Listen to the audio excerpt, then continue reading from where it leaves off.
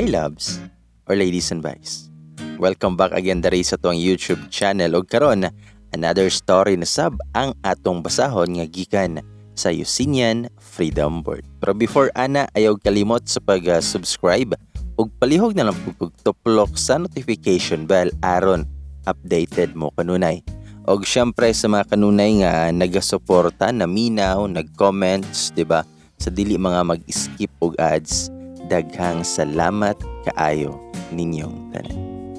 Pagkaroon ladies and boys, loves, aniana, ang confession, ang story nga akong basahon karon.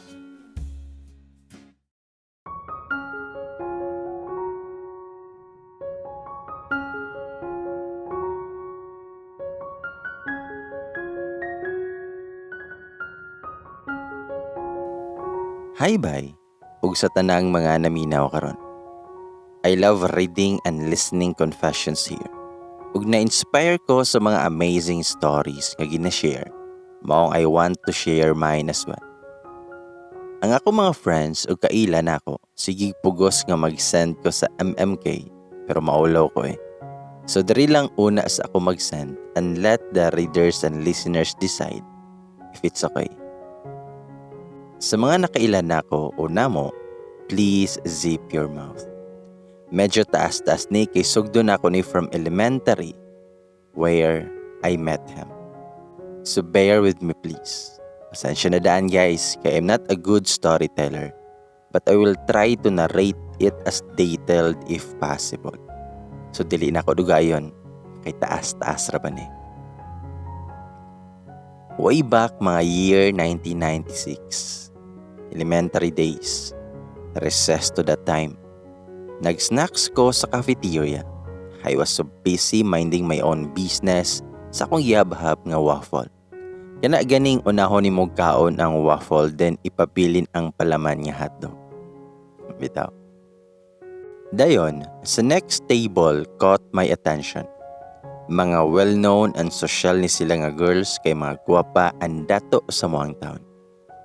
Grabe sila kakilig while staring to a group of boys. Na-curious ko kung asa ato ilahang gikrasyan. And there, right at that moment, paglingi nako sa direksyon nga ilang gitanaw, nag-slow-mo jud ang tanan, hasta iyahang paglakaw. Can you imagine that? At early age, gusto ko makabalokin sa siya and all infos about him. So from that moment on, kanunay nako nga molingkod ngadto sa side every break time para makita nako siya. And as expected, napud tong mga babae sa other table every recess para magpapansin niya.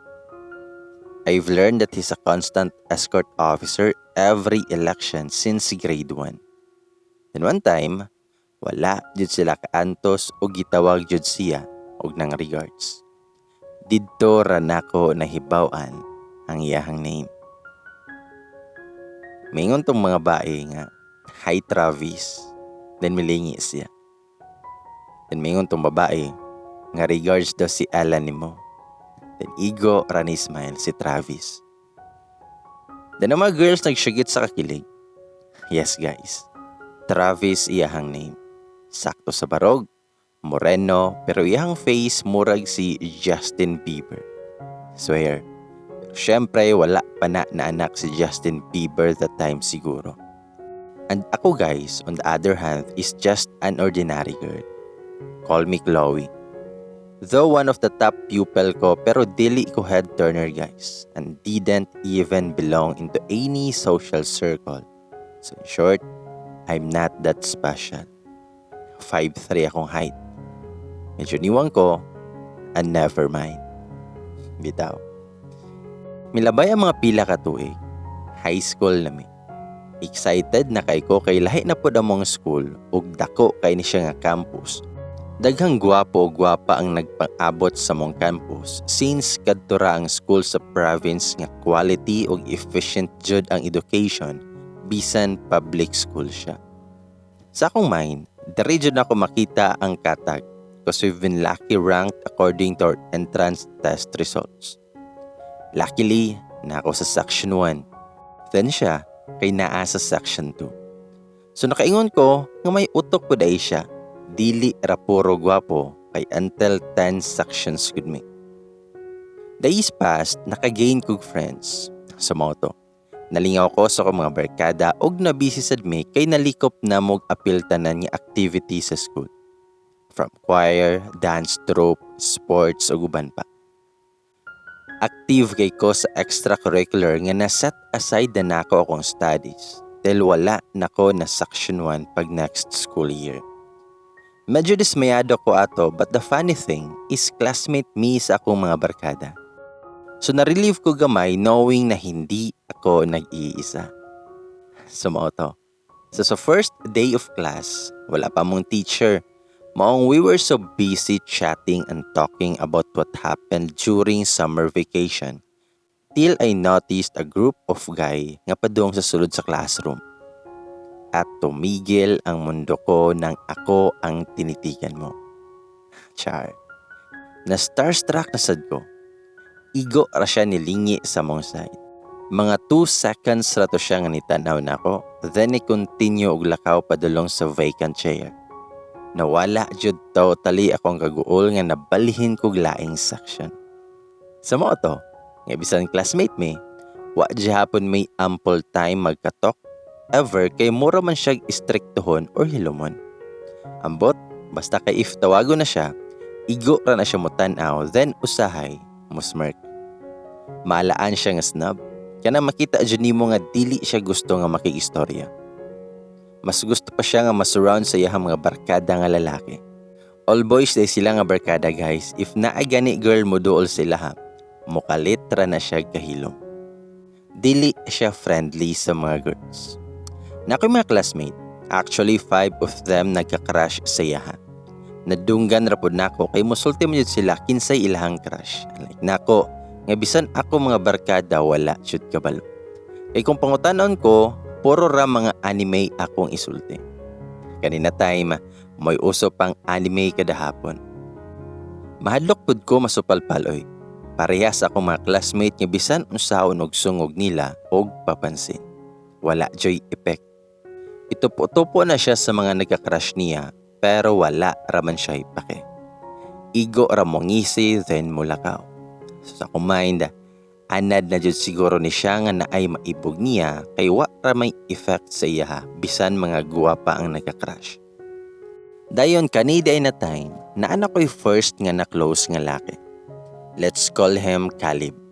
Classmate gihapon namo. Tabian kaayo anit surahan pod.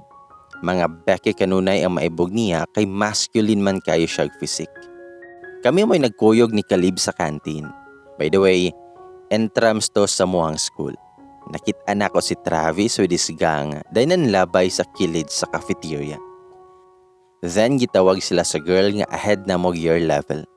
Mga nasa 4th year na ata to si ate. Kami kay 2nd year pa. Wala na ako na-gets sa gisultihan kay layo raman me. Ako na lang nakita kay ni sinyas tong girl sa akong direction. Then naay usa ka girl nga nibutho sa mulikod padulong nila. Nakita ko si Travis nga napalingi sa ako ang direction. 2 seconds rapod natutok nako, then nabaling na iyang atensyon sa girl nga padong nila. O gibitad siya sa iyang mga barkada padulong atong girl, then gipaila-ila sila og nagistorya og nanlakaw iyang mga barkada. Murag gilugaran silang duha pa. Then fast forward, natoy one time, natingala ko kay morning to, late ko as usual. Padulong pa ko sud sa klase. Ug paglingi nako, naapod si Travis sa kilid. Nikalitra siya giyango nako og mismile. Wala ko kabalon sa akong buhaton kay first time siya nga nitagad nako. Naglakaw ko nga kaihion nga murag kalibangon nga ambot. Hangtod sa nitapat jud siya gilakaw nako. Kulpaan na kayo ko. Wala ko kabalo kung mudagan ba ko or makuyapan right on the spot. First time Bakit ba? Unya, abi ko unsa iyahang isulti. Mangutana raman di ay og naa daw ko'y assignment sa math. Aha ka jud. Unya, Labaw ra pud ra ba ko nga dili mohimog assignment. But from that moment on, mo smile na siya kung magkita mi. So dili min ana ka close pero at least mutagad na siya. Dili na ko mataha niya pod. Og didto na nako nahibaluan nga ma-misinterpret ra siya sa kadaghanan tungod sa iyahang pagkamaulawon. Ang first impression nako niya nga bad boy is sayo. Kabalo man day siya mo joke with common sense. Maglisod na siya open up dayon. Kanina time guys, naa na siya yung mga flings. Yes, flings kay ang mga babae man lagi ang muuna ug mangitagway.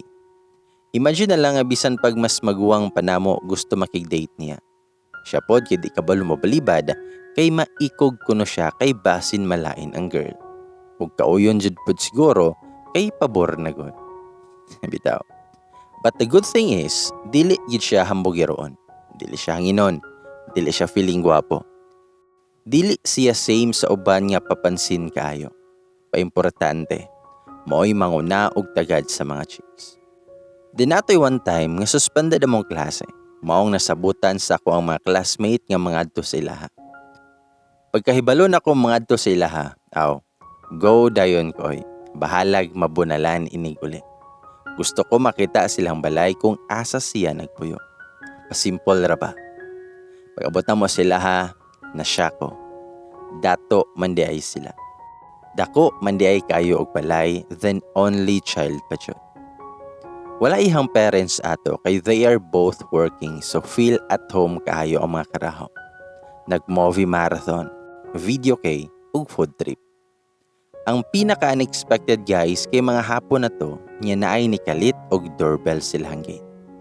Og didto na mo nakitaan si Cassie og iyahang duha ka alipores nga nagmotor. Igawas pod niya og iyahang mga barkada. Kani si Cassie guys, usa ni siya sa nailangan na ibog ni Travis nga maodyoy mangitagway kanunay. Lahi putong sa kantin. Ilakaw niya, gipangutanan nila kung unsay tuyo. Din maingon tong babae nga si Laila. Nga kaunsa naman sa to siya. Kada adlaw naman lang to nagpatagad nimo. Ito pag si Travis, huloy, nang huwang maramaglapis. Din may katawa si Calibong maingon, nga sugta na to'y, maluoy pud ka. Ikansyawa na mo kay pa-obvious ra kaayo tong girl oy. It's an everyday scenario jud nga moadto siya sa mong classroom ug maghuwam og bisag unsa. Dayon years passed, graduation came and we parted ways. Pagka-college years, diri na nagsugod ang tanan. Nabinyagan ang ako ang innocent nga mind. Wala na ko'y contact about niya kay wala jud kay cellphone pa ato. Dili ba mi dato. Dayon sa Cebu ko nag-college. Ako mga barkada kay usara mi og boarding house. This time, nagka-close mi samot ni Calib since duol ra mi boarding house. Wala pa po ni siya kauyab ani na time kay tanan niyang time na ara sa computer and me. But most of the time, kay sa computer jud.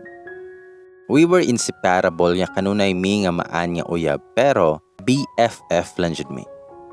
Wala ko'y feelings niya an siya pod. Padulong tog sem break nga nagyaya ako mga high school classmates nga magkita-kits. Ako ato nga time kay klase nako until 9 PM. Nako'y close na classmate pod ato nga mo'y hulamanan nako cellphone. Ug didto mo kontak ako mga barkada nako. Pagka 7 PM pa lang gitaksan ako kung asa na daw ko. Gimensyon na niya tanan nga naangad to ug pagkakita nako sa name ni Travis, namugnaw jud ko. Excited na ko nga mo out. So pag 9 PM jud, ni diretso ko stoy. Pero pag abot nako, kay nakalakaw na siya. Disappointed ko kay sayang. Nagdagan-dagan pa naman ko padungad to. Kunya, wala ra di ay gihapon. Anyways, about my studies, okay kayo. Kinabalik na nako akong focus sa pagtuon kay dili lalimoy. Mahal kaayo ang tuition ani na time unlike high school nga free ra. Hangtod nakasurvive ko og nakaabot kog second year. Unfortunately, nakastop kog school pag second sem kay guys. Wala naman dyo ikasupport ako ang parents. Moto nga niuli ko sa mong probinsya og nagtambay ko ani na time. Depressed kay ko ani nga time. Kanang makapangutan ako kung naa pa ba kay silbi sa kalibutan. Ang uban kinai kagasto pero nagbinuang ra. Ako nga nagtinarong, walay chance. Pero dili na ako mablame akong parents kay Dave Danderpart. Saan taman, nga lisod man jud kay duhaman mi ang college ato. Maayo gani kay sa UP nag-school akong manghod maong makaya ra nilang mama kay gamay ra kayo ang tuition. Dayon si Caleb ani na time, sige nag-uli sa mong probinsya kay mingawo na daw siya ngadto kay siya na lang usa. Wala daw siya'y katsika kanunay. What he did is iyahang gipadala nako ihang cellphone. Kay di man po nako dawaton kung ihatag. Kay para daw magkakontak ko niya anytime kay medyo dato man po ni si Caleb. Mang walay pake sa gamit. Nahuman na ang SEM nga nahurot siguro iyang allowance ato nga sigig panawag kay di pa man uso ang anlikol ato guys. Og mingawan man po daw siya kay wala man kaayo siya'y close friends ngadto. Pagka-enrollment na sa next SEM, abi kog maka-eskwela nako. Pero wala pa man di ay gihapoy budget. Gusto ko mag-work na lang una pero di man pud ko sugdan sa kong parents. Dayon one time, gipakuyog kong mama adto sa Tiangge. Og didto, kita nako si Travis nga nag-Sunday sa iyang sakyanan. Nga murag naay gihulat. Nakurat ko kay nganong naa siya nga tingklas si man. Pagkakita po niya nako, nakurat po siya. Pagkataod-taod, niabot ihang mama nga gikan po niya nagmarket. Di na siya gisulti siyang mama, then miduol siya namo. Ya si mama, kay mitaya man og loto sa timing kaayo nga kami randuha. Nangumusta siya nako, then nangayo og number. Akong giingnan nga kang Caleb ni nga number ha. Basin mag-chatmate mo. Then may katawa ko. Pag-abot na mo sa balay, wala jud ka palibak. Nag-text siya dayon. At least ako ang depression medyo na lesson kina-divert naman ako attention sa ako ang new nga textmate. Dito na ko nahibaluan nga ni undang pude siya school kay nasakpan nga wala na isulod-sulod sa klase pero sige ragdawat og allowance. Halos tanan nga bisyo gisudlan. Name it. Bad boy jud gihapon. Though textmate me, but I'm highly aware nga dili ra ako iyang ka-text and it's honestly okay because I don't expect any in return. Tanan namon topics as a friend ra jud.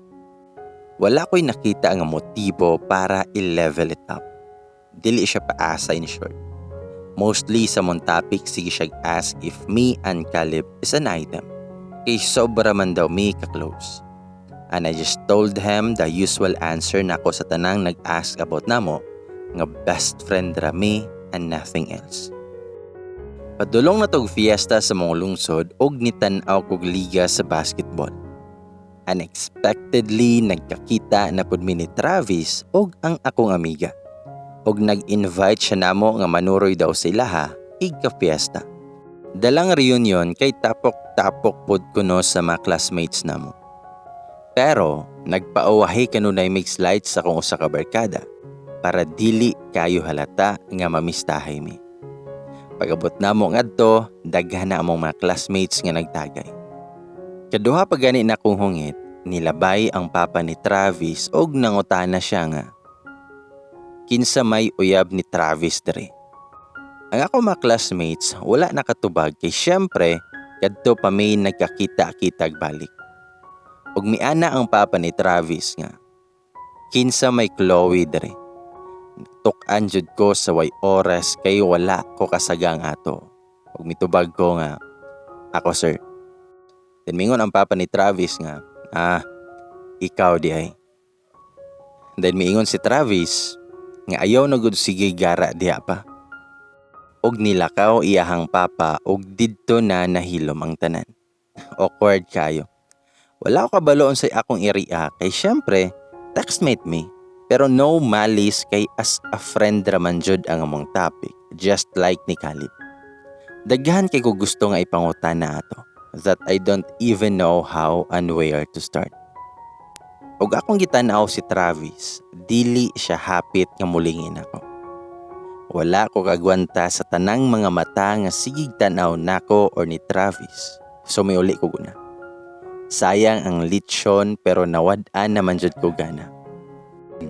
Days passed, wala jud ko naka-ask niya because I don't have strength to ask and I don't want to know nor even hope that maybe there's a small chance.